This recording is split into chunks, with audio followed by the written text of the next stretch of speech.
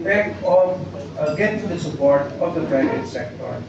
And we get things done more faster and more efficiently if we have the private sector on our side all the way to the accomplishment of our objective.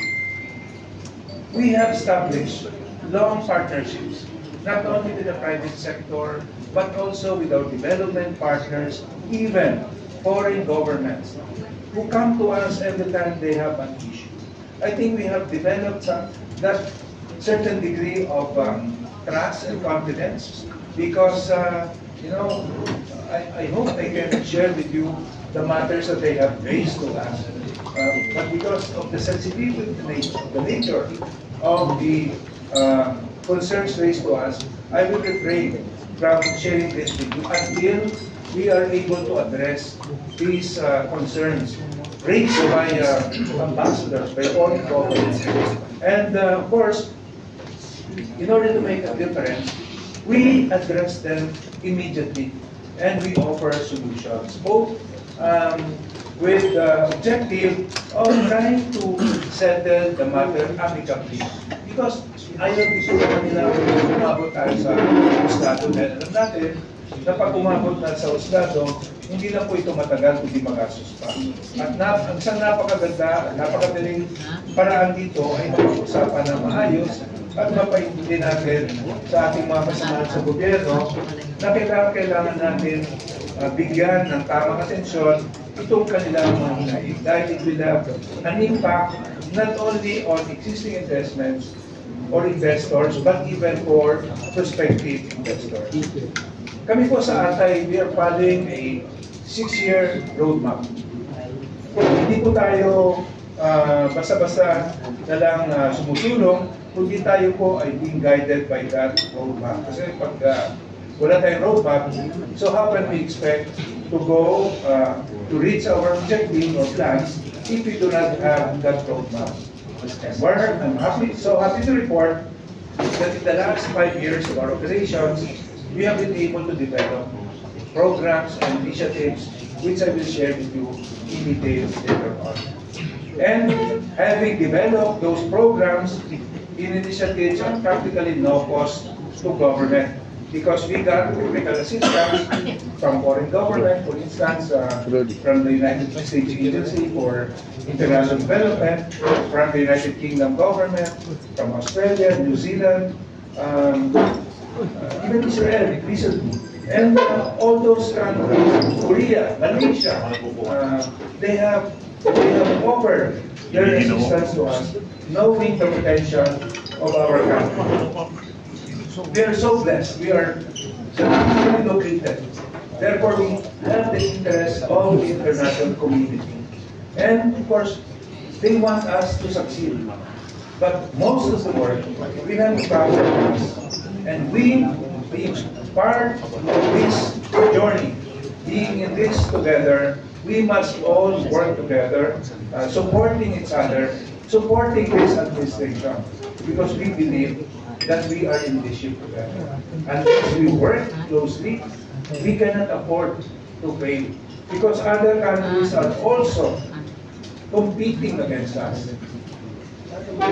As much as possible, providing for the business-enabling environment that will attract investors. So we act with urgency.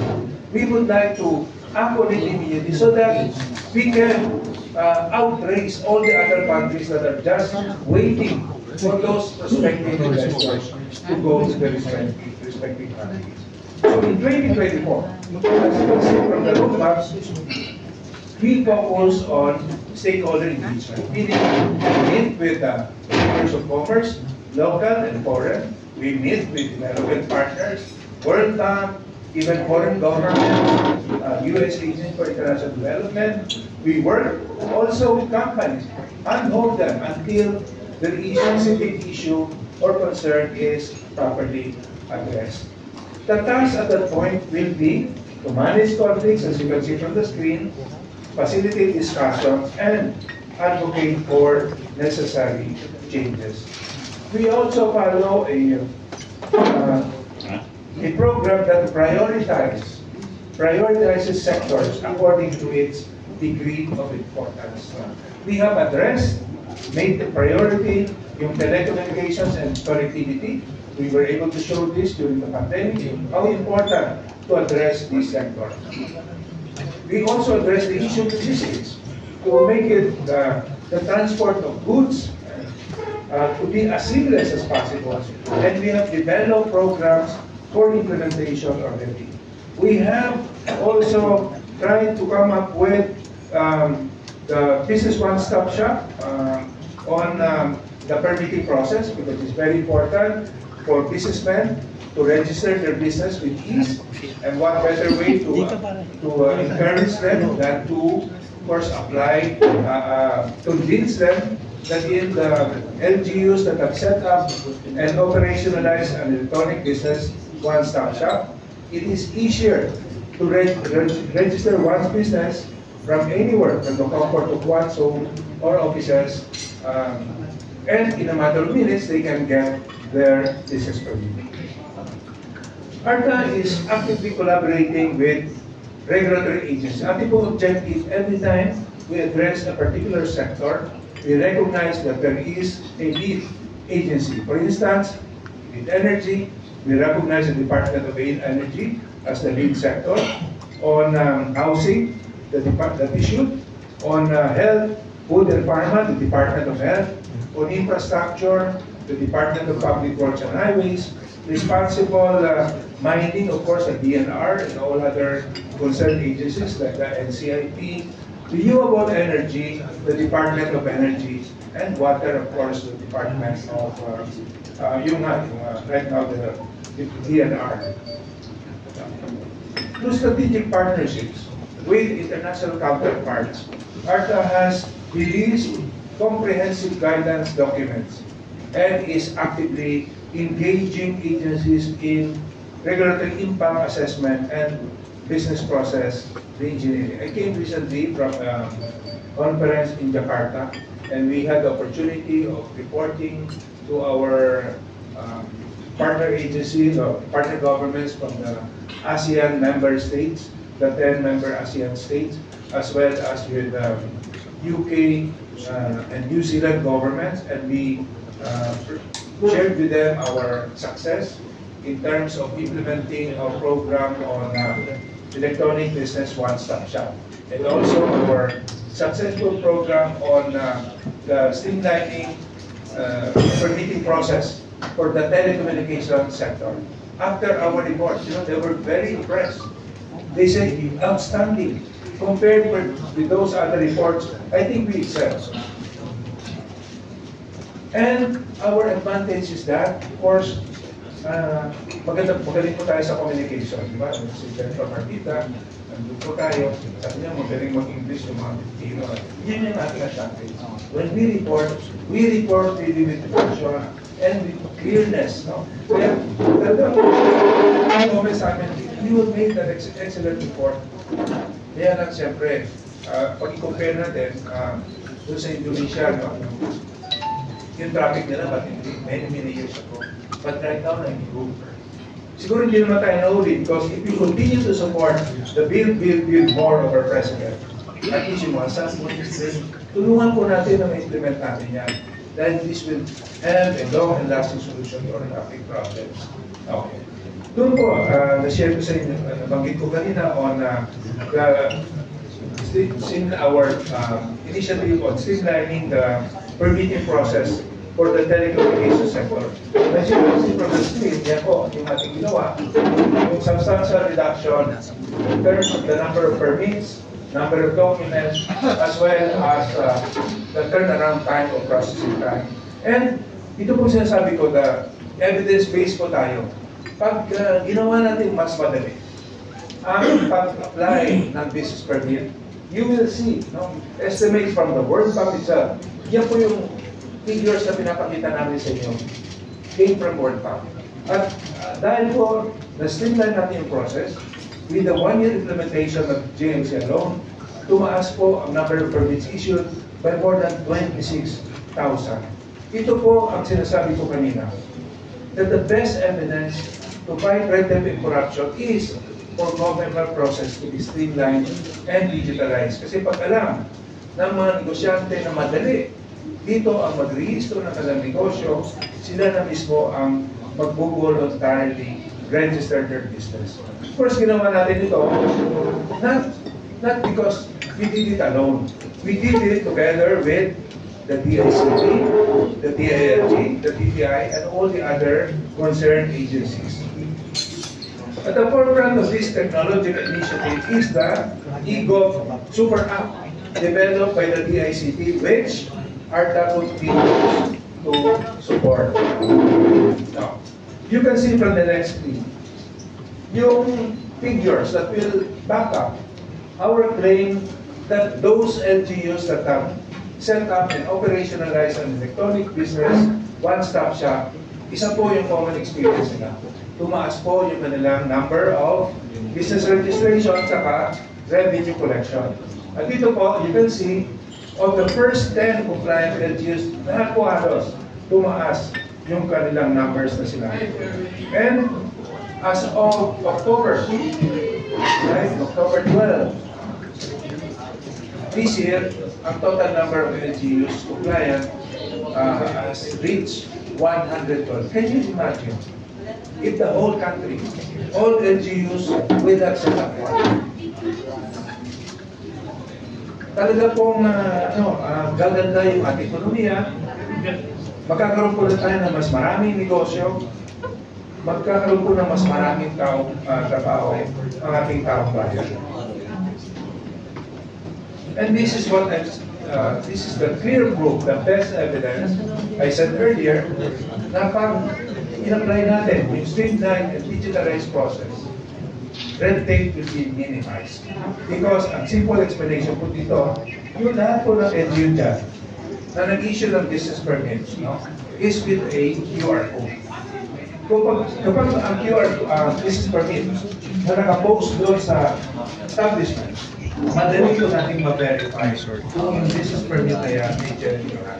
By simply scanning on the QR code, malalaman po natin kung legally issued yan. So, businessmen knowing that they can be caught easily if they have a fake business permit, they will voluntarily register their business and pay the right amount of revenues to the government. Kaya po talagang pinapaiting natin, kasama po natin dito ang Office of the President, Presidential Management Staff. In fact, I had the opportunity of presenting EVOS to the President. And so the directive really is for all LGU compliance. Kasi pag ginawa natin ito from Luzon, Visayas, and Mindanao, talaga pong lalago ang negosyo, gaganda ang ating ekonomiya, magkakaroon po ng maraming negosyo at magkaroon ng maraming employment opportunities sa ating taong bayan. Now, we are also currently developing itong ating FIBRIS activities.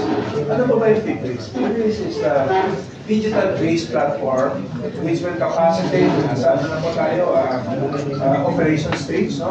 We have been able to train the priority sectors wherein by simply using this digital platform of FIBRIS, pwede po nilang i-upload yung kanilang mga regulations na in-implement to ensure na wala pong conflicting regulation at yung regulation there will be no overlapping regulation.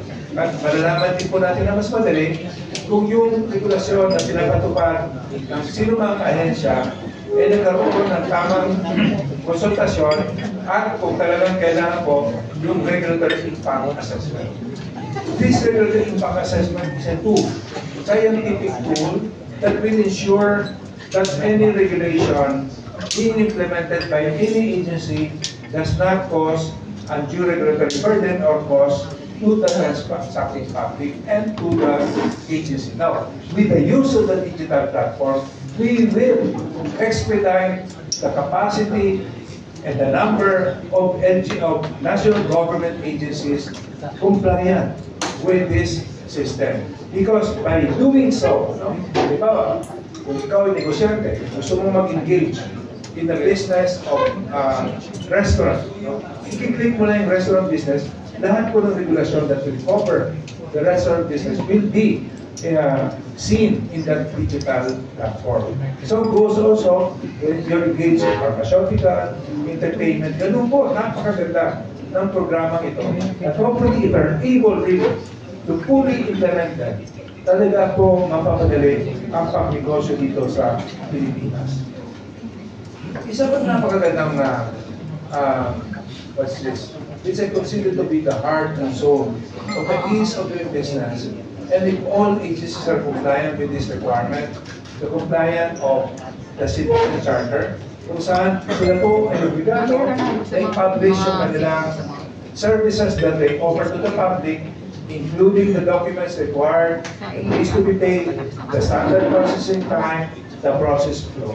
So, kayo po, you want to apply for a business permit or for a license to operate, the first thing that we advise the public is to look at that agency's Citizen Charter. Kasi kung alam nyo yung dapat ang inyong karapatan. At bawal na bawal po ang isang ahensya ng gobyerno mag-impose ng any requirement or fee on top of what is published in the Citizen Charter. Hindi po ba karamihan reklamo natin? Ito, minsan, itong agency ito, maraming mahirap, maraming kung ano ng requirement, pinapabalik-balik.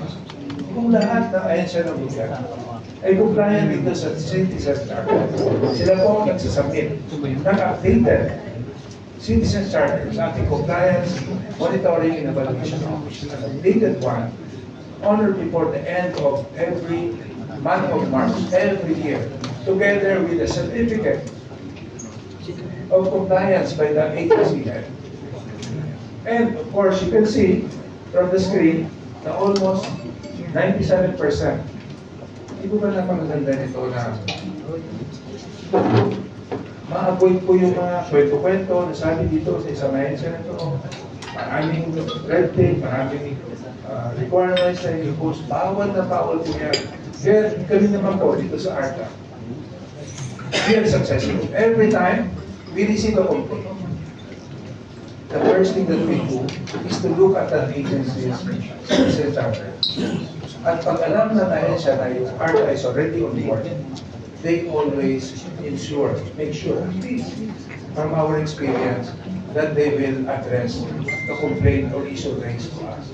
Kaya po, kung meron kayong mga kaibigan, mga kamag-anak, na pinapahirapan ng sino mang ahensya, hindi po dapat tayo matapot o mga tumili na i-reklamo ito. Kasi pag hindi nyo i-reklamo, paano natin mabibigyan ng tamang desisyon? Ang inaadala palagi, pakabalikan kami ng ahensya. Baka ngayon, matulungan kayo ng ARTA, pero next year, pag-apply nyo ulit ng business permit, pabalikan kayo na. Hindi po mangyayari yun. I assure you that ARTA will be there.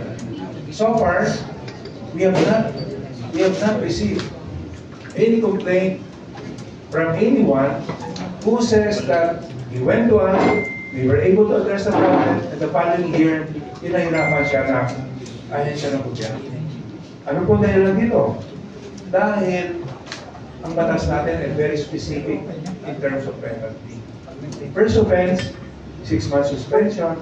Second offense, dismissal, forfeiture of benefits,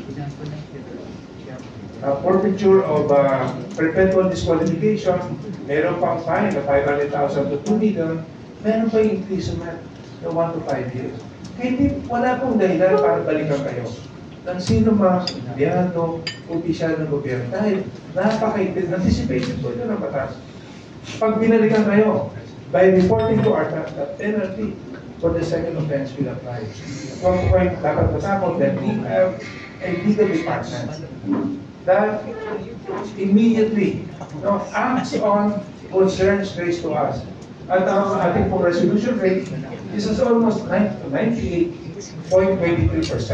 Kasi hindi na po tayo umabot doon sa full-blown litigation. Ayos po ito kami sa case. Dito po na gusto ko emphasize, every time na malaman ng ahensya na ang ARTA ay already involved, ina-action na nila kagad. Sometimes, just a simple request text from me to the Commissioner of Customs, any agency, ina-action na po nila kagad ito. Dahil alam nila na ang susunod na step dito ay we will investigate and file charges. Meron din po tayong napakagandang programa sa tinatawag natin report card survey. And last year, we were able to cover 860 agencies. And last October 30, nagbigay po tayo ng award. I-recognize po natin yung mga agencies that have garnered a score of very satisfactory to outstanding. Napakaganda po ito dahil bakit natin tinatawag na report card? Kasi, diba, pag failure ka o zero satisfactory, papatawag ka sa principal's office. Ganun din po yung sistema nito sa report card survey. But if the rating is below satisfactory, we will ask them to explain bakit gano'n. But for those that have been able to garner rating of very satisfactory, meaning from 90 to 94.99 or very satisfactory or 95 to 100 excellent, nirecognize po natin yan at binigyan natin ng tamang recognition o award. Hindi na ako now, para we have more time for yan, you can see from the screen those the number of awardees. And kung meron pa rin kayong alinlangan, any doubt at all, please do not hesitate to call us at 12782 or 8888 or email us at complaints@arta.gov.ph, because we guarantee that anyone, any entity, or any person who gathers or encounters any red tape experience or even corruption, please report them to us. Because under Republic Act 11782, we have the power to investigate and file our recommendations and findings either to the Civil Service Commission or to the Office of the Ombudsman. Wala pong conflict, we just implement the ease of doing business law with so much passion and commitment to do so, because we want to make a difference in the way government services are being rendered to the public. And one tool that we will adopt starting next year, because this is in the process of development, is the use of technology. We call the Electronic Complaints Management System. The system will provide an efficient and accessible platform for the public and private sector to report red tape related issues and other concerns. Through ECMS, ARTA ensures prompt action and resolution. And because we are in the age of the Internet of Things, the use of artificial intelligence, we are also developing the use of artificial intelligence in receiving complaints, to be able to receive complaints 24/7. Kasi pag hindi natin ginamit ito, of course, during weekends, tatawag tayo ng reklamo na bakit walang sumasagot sa ating telepono, sa ating hotline. But with the use of artificial intelligence, any call, any concern can be responded to through the use of artificial intelligence 24/7. At this will be properly tracked, properly monitored, so that solutions can be done right away. ARTA is also the thick of complying with the recent World Bank 2024 Business Ready Report. We have been delegated by the Office of the President as the focal point in terms of our compliances with the World Bank Business Ready Report. Why am I emphasizing this? Because prospective or even existing investors look at our country's performance in the World Bank's Business Ready Report. It has a direct correlation to the big amount of foreign direct investments. If we're able to improve our ranking, investors will flock to our country. And right now, we are busy preparing for the composition of the various technical working groups involving various government agencies and the private sector towards having a much improved ranking. In the pilot testing done by the World Bank, which result we had this year, we were in the top 40% of the 50 economies pilot tested by the World Bank. We ranked number 16 out of the 50 pilot tested economies in terms of providing the right regulatory framework. Meaning, we have very good laws, very good regulations, policies towards ease of doing business. However, in terms of government efficiency and public services, we rank much lower than the other neighboring countries. What is the simple explanation to this? I will go back again in the beginning of my message that we are very good in terms of planning. It is in the implementation that we fail.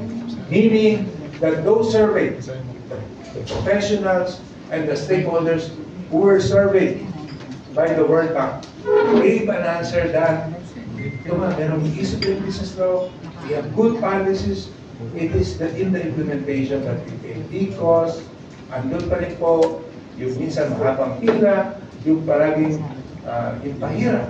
Let me give you an example. Doon sa top management, there's no question that from the secretaries like us, we want to improve things. It is in the lower portion. Doon po sa mga evaluator, nagkakaroon ng problema.